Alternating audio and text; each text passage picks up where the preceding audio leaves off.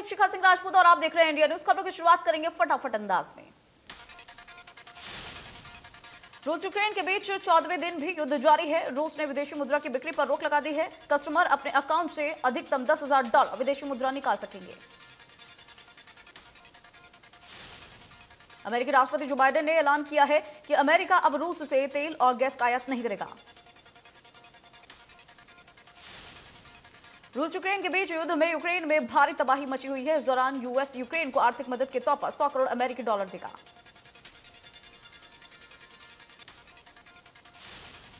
Ukraine के सूमी समेत अन्य इलाकों में रूस की ओर से हवाई हमले किए गए हैं। एयर स्ट्राइक के दौरान सूमी के 16 साल के आर्टम पिमेको पूरे परिवार समेत मारे गए। रूस ने यूक्रेन के 61 अस्पतालों पर मिसाइल दागकर उसे तहस नहस कर दिया है। यूक्रेन के स्वास्थ्य मंत्री विक्टर लियाशको का कहना है कि रूसी सेना ने इमारतों और चिकित्सा उपकरणों को नुकसान पहुंचाया है। यूक्रेन की राजधानी कीव से पानीपत के गांव मचरौली का रहने वाला उदय सिंह अपने घर लौटा। छात्र एमबीबीएस की पढ़ाई करने कीव गया हुआ था। छात्र ने बताया कि खुद के रिस्क पर कीव से वो स्लोवाकिया बॉर्डर तक पहुंचा। वहां से सरकार के फ्लाइट के जरिए भारत पहुंचा। छात्र ने बताया कि 6 रात बंकर्स में उसने गुजारी और 3 दिन भूखा रहना उसको पड़ा। साथ ही साथ करीब 1000 से ज्यादा छात्रों ने भूखे पेट दिन गुजारे। मतगणना से पहले समाजवादी पार्टी के अध्यक्ष अखिलेश यादव की प्रेस कॉन्फ्रेंस हुई। ईवीएम में गड़बड़ी का उन्होंने आरोप लगाया। बोले, लोकतंत्र का ये आखिरी चुनाव है, सावधान रहे कार्यकर्ता। इंडिया न्यूज के एग्जिट पोल में यूपी में एक बार फिर से भारतीय जनता पार्टी पर दिख रहा है लोगों का भरोसा। बीजेपी को 222 से 207 सीट मिलने की उम्मीद। उत्तराखंड में बीजेपी और कांग्रेस के बीच कांटे की टक्कर। बीजेपी को 32 से 41 सीटें जबकि कांग्रेस को 27 से 35 सीटें मिलने की उम्मीद।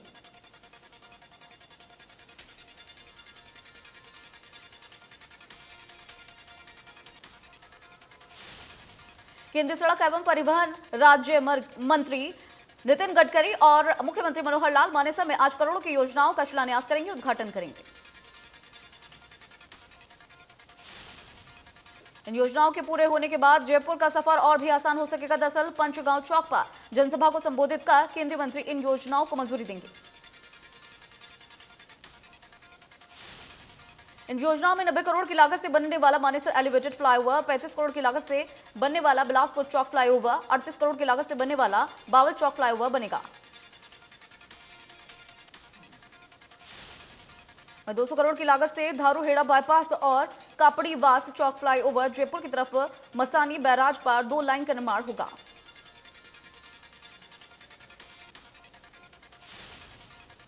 नितिन गडकरी और सीएम करीब 4 बजे गुरुग्राम के पंचगांव चौक पर राष्ट्रीय राजमार्ग के विभिन्न प्रोजेक्ट्स की आधारशिला और उद्घाटन करेंगे।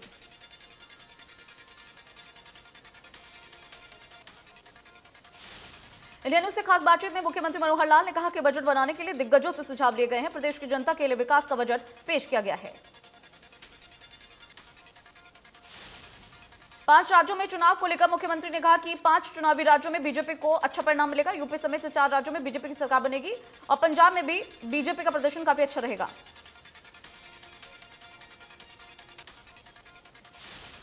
हरियाणा विधानसभा सत्र में मुख्यमंत्री मनोहर लाल ने अपने दूसरे कार्यकाल का तीसरा बजट पेश किया। सीएम मनोहर लाल ने 1,77,255 करोड़ रुपए का बजट पेश किया, जो पिछले साल के मुकाबले 15% से ज्यादा है। सीएम ने प्रदेश के बजट में महिला बाल विकास के लिए 2017 करोड़ का बजट का प्रावधान रखा है। हरियाणा के बजट में कौशल विकास और औद्योगिक प्रशिक्षण रोजगार के लिए 1,671 करोड़ से ज्यादा का प्रावधान रखा गया है। हरियाणा सरकार ने श्रम क्षेत्र के लिए 221 करोड़ से ज्यादा का प्रावधान रखा है ताकि श्रम क्षेत्र में इजाफा हो सके। इसके साथ ही न्याय और अधिकारिता के लिए 10,229 करोड़ से ज्यादा का प्रावधान रखा गया है।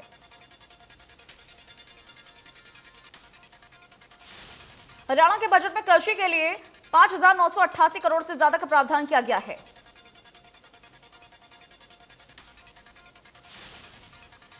शासन लोक प्रशासन क्षेत्र के लिए भी बड़ी रकम का प्रावधान किया गया है और सूचना प्रौद्योगिकी, इलेक्ट्रॉनिक्स और संचार के लिए भी 109 करोड़ से ज्यादा का प्रावधान किया है। हरियाणा सरकार ने बजट 2023 में महिला सशक्तिकरण पर जोर दिया है, जिसमें राज्य स्तरीय पुरस्कार सुषमा स्वराज पुरस्कार की घोषणा की गई है। इसमें महत्वपूर्ण योगदान देने वाली महिलाओं को पुरस्कृत किया जाएगा, जिसमें पुरस्कार में प्रशस्ति पत्र और 5 लाख की राशि मिल पाएगी। महिला उद्यमियों के लिए हरियाणा मातृशक्ति उद्यमिता योजना की घोषणा की गई है और उद्योग व्यापार व्यवसाय में उद्यमी बनने के लिए आसान ऋण मिल पाएगा।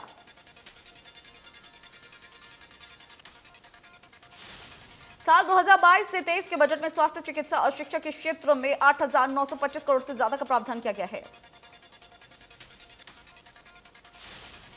सीएम ने कहा कि कोरोना काल के दौरान 30,820 करोड़ की उधारी ली गई, लेकिन 15वीं वित्त आयोग में हमें 40,872 करोड़ उधारी की अनुमति थी। बजट को लेकर कैबिनेट मंत्री रणजीत सिंह चौटाला ने कहा है कि सभी विभागों को उम्मीद से अच्छा बजट मिला है। बजट में गरीब और किसान कल्याण पर जोर दिया गया है।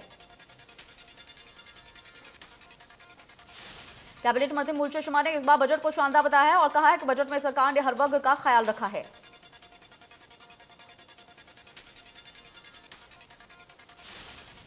बीजेपी के प्रदेश अध्यक्ष ओम प्रकाश धनखड़ ने बजट को समृद्ध, समर्थ और स्वस्थ हरियाणा की तस्वीर करार दिया है और कहा है कि मजबूत हरियाणा को और मजबूत करने के लिए एक ईमानदार कोशिश की गई है।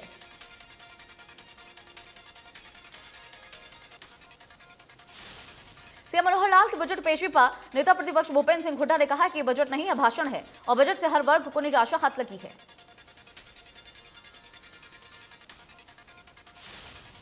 पूर्व शिक्षा मंत्री गीता भुक्कल ने भी बजट की आलोचना की है। उन्होंने कहा है कि बजट में पहले की बातें की गई, कुछ नई बातें नहीं हुई।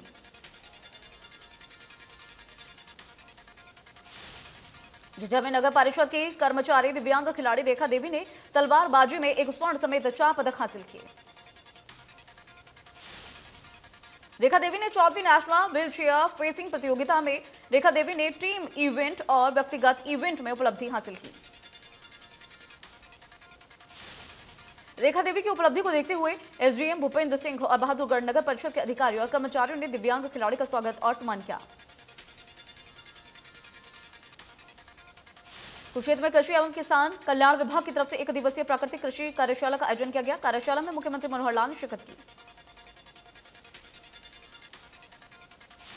कार्यक्रम में विशिष्ट अतिथि के तौर पर गुजरात के राज्यपाल आचार्य देवव्रत और कार्यक्रम में अध्यक्ष कृषि मंत्री जेपी दलाल मौजूद रहे। मुख्यमंत्री ने कुरुक्षेत्र की लगभग 37 करोड़ 37 लाख की 3 परियोजनाओं का उद्घाटन किया। खेल मंत्री संदीप सिंह, सांसद नायब सैनी और विधायक सुभाष सुधा भी यहां मौजूद रहे।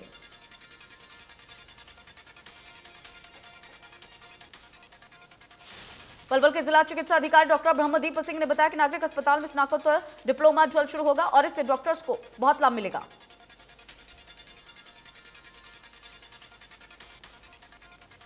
फरीदाबाद में टीबी बीमारी को लेकर बादशाह खान अस्पताल में लोगों को जागरूक किया गया।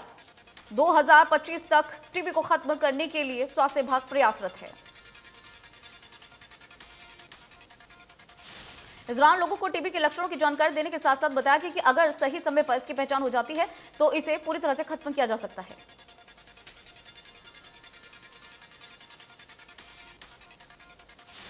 महिला दिवस पर अंबाला में आशा वर्कर्स ने रोष प्रदर्शन किया। आशा वर्कर्स ने सरकार के खिलाफ नारेबाजी करते हुए उपायुक्त को ज्ञापन सौंपा। आशा वर्कर्स का कहना है कि एक तरफ सरकार महिलाओं के सम्मान की बात करती है, दूसरी तरफ आशा वर्कर्स के खिलाफ हिंसक बल प्रयोग किया जाता है।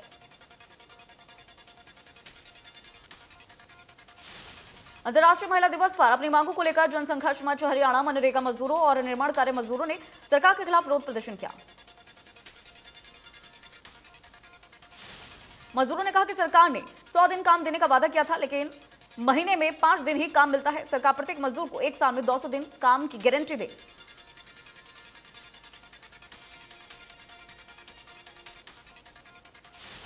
महिला दिवस के मौके पर आशा वर्कर सड़कों पर उतरी और नगर निगम कार्यालय पर बैठकर नारेबाजी की और कहा कि 15 मार्च को वो संसद मार्च करेंगी। आशा वर्कर्स का कहना है कि वो अपनी मांगों को लेकर अधिकारियों से लेकर मंत्री तक गुहार लगा चुके हैं, लेकिन कोई सुनवाई नहीं हुई।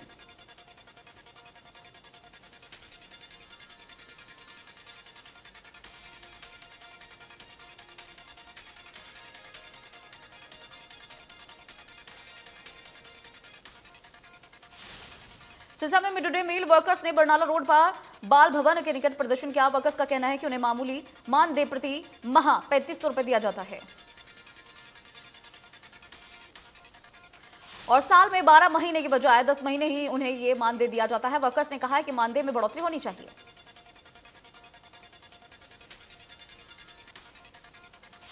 महिला दिवस पर झज्जर में मिड डे मील और आशा वर्कर्स ने सरकार के खिलाफ प्रदर्शन किया, नारेबाजी की। महिला वर्कर्स ने पहले झज्जर लघु सचिवालय पर धरना दिया। प्रदर्शन करते हुए राव तुलाराम चौक पर भी पहुंची।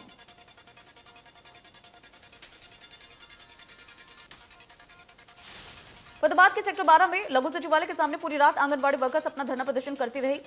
कई लंबित पड़ी मांगों के चलते उनका यह धरना प्रदर्शन जारी है।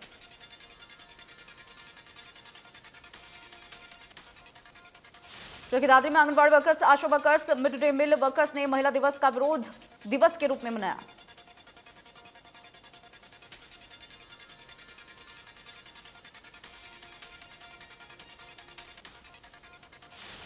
झज्जर जिले में लंबे समय से ओवरलोडेड वाहनों की शिकायतें मिल रही हैं, जिस पर शासन और प्रशासन ने संज्ञान लेना शुरू किया है। आरटीओ और पुलिस ने संयुक्त रूप से अभियान चलाते हुए 1 दर्जन से ज्यादा वाहनों को ओवरलोडेड सामान ले जाते हुए पकड़ा है। इन सभी वाहनों को पुलिस ने पहले अपने कब्जे में लिया, बाद में उनके चालान काटे।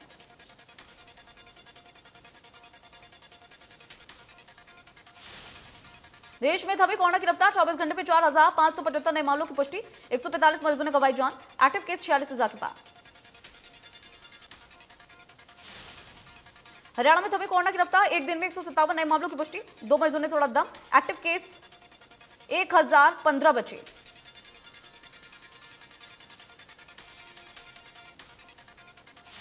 पलवल महिला थाना क्षेत्र के अंतर्गत 16 साल की नाबालिग से 3 युवकों ने दुष्कर्म की वारदात को अंजाम दिया।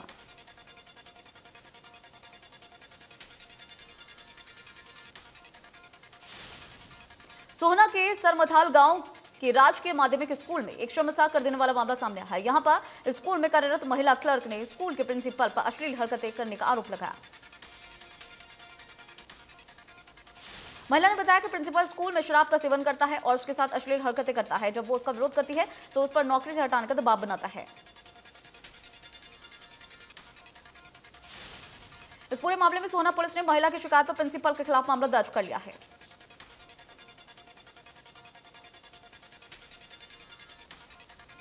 पंचकुला की 16 मार्केट में करीब 20 लोगों ने 2 युवकों पर जानलेवा हमला कर दिया। सभी आरोपियों ने हाथों में हॉकी डंडे, कृपान और लोहे की रॉड दोनों युवकों के ऊपर हमला किया। घायल युवकों ने बताया कि वो सेक्टर 16 के मार्केट में बैठे थे। करीब 20 युवक वहां आए और उनके साथ एटीएम छीनने लगे और जब इस बात का उन्होंने विरोध किया तो आरोपियों ने हथियारों से उन पर हमला कर दिया। वहीं पुलिसकर्मियों की करीब 5 पीसीआर सेक्टर 16 की मार्केट में पहुंच गई। घायल को सेक्टर 6 अस्पताल पहुंचाया गया। कुछ लोग और पुलिस की मदद से एक युवक को मौके पर गिरफ्तार किया गया।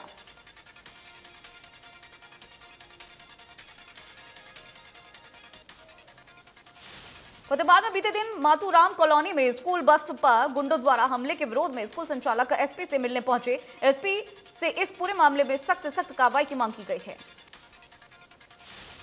इस पूरे मामले में एसपी ने जल्द ही आरोपियों की शिनाख्त करवाकर सख्त कार्रवाई का आश्वासन दिया।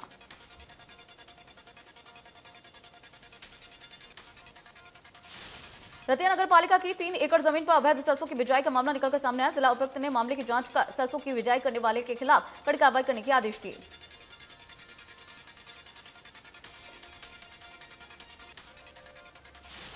गुरुग्राम के एमजी रोड पर कोर्ट में केस विचाराधीन होने के बावजूद भी 70 करोड़ की जमीन को कब्जा मुक्त किया गया। 200 से ज्यादा पुलिसकर्मियों और जेसीबी की मदद से हुड्डा एस्टेट टीम ने कब्जा मुक्त कराया। 1.5 महीने पहले महिंद्रा फर्स्ट चॉइस फ्रेंचाइजी संचालक को नोटिस दिया गया था। निवाड़ी में निःशुल्क प्रॉपर्टी आईडी सेवा प्रदान करने वाली एक कंपनी के अनुबंधित कर्मचारी ने फोन पर टैक्स कम करवाने के नाम पर 2500 रुपए की मांग की। उस कर्मचारी ने 1500 एडवांस भी लिए। फोन रिकॉर्डिंग और पीड़ित की शिकायत पर कंपनी प्रबंधन ने कर्मचारी के खिलाफ मामला दर्ज करवाया। पलवल में नगर परिषद के बिल्डिंग इंस्पेक्टर को 5 लाख रुपए की रिश्वत लेते रंगों हाथों गिरफ्तार किया गया। आरोपी ने दुकान का नक्शा पास कराने के लिए 10 लाख रुपए की मांग की थी। शिकायतकर्ता ने विजिलेंस को इसकी शिकायत दी। विभाग की टीम ने छापेमारी कर आरोपी को 5 लाख रुपए के साथ काबू किया। जुलाना के गतौली गांव में डेरा बाबा समस्त गिरी के पास अचानक फायरिंग होने से 26 वर्षीय युवक की मौके पर मौत हो गई। आरोपी मौके से फरार हुआ। पुलिस को दी गई शिकायत पर 7 लोगों को नामजद कर उनके खिलाफ मामला दर्ज किया गया।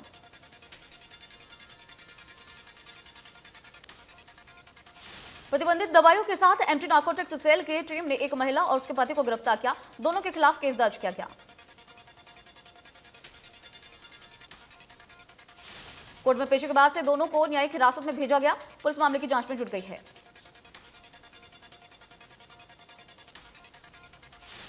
पलवल में होटल की अपराध जांच शाखा पुलिस के निवेश अभियान में विशेष अभियान के तहत एक युवक को अवैध हथियार सहित गिरफ्तार किया।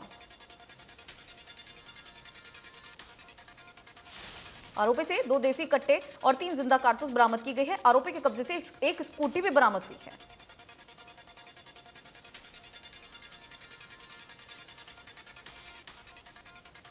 हरदौर में महिला की संदिग्ध परिस्थितियों में मौत हो गई, जिसके बाद मृतकों के परिजनों ने ससुराल पक्ष पर महिला को जहर देकर जान से मारने का आरोप लगाया।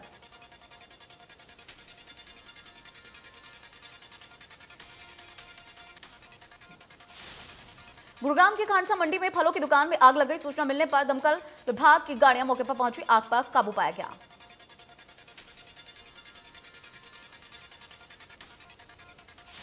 गनीमत यह रही कि हादसे में कोई हताहत नहीं हुआ। हालांकि आग में जलकर लाखों का सामान जलकर खाक हो गया।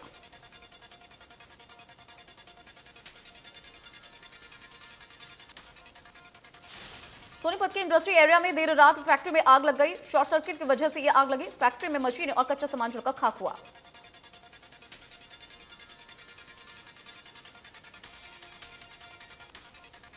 गौरतलब है कि कई घंटों की मशक्कत के बाद से इस आग पर काबू पाया गया। वहीं शटर खोलकर जान बचाने के दौरान एक व्यक्ति के हाथ और पैर जल गए।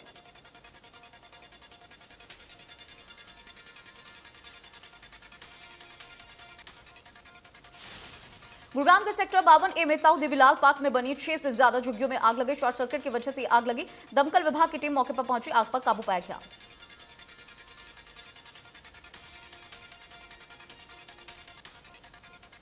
भिवानी तो शाम मार्ग पर सागवान गांव के निकट प्राइवेट बस ने टेंपो को पीछे से टक्कर मार दी, जिसमें एक व्यक्ति की मौके पर मौत हो गई। 2 लोग घायल हुए।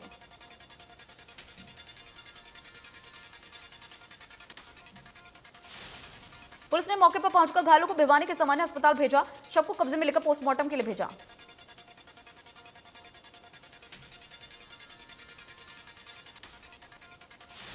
जल्द ही एक दूसरे के हो जाएंगे मिलिंद गाबा और प्रिया बेनीवाल। अप्रैल के महीने में दिल्ली एनसीआर में होगी दोनों की शादी।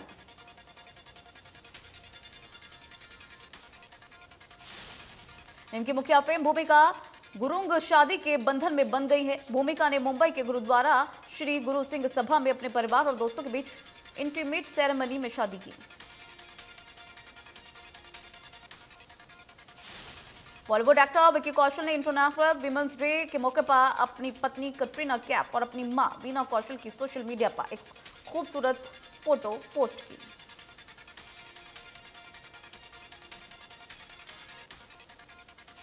तापसी पन्नू स्टारर बायोपिक शाबाश मिठू का एक नया पोस्टर रिलीज हुआ है। इस बात की जानकारी खुद तापसी ने अपने सोशल मीडिया अकाउंट पर पोस्ट शेयर करके दी।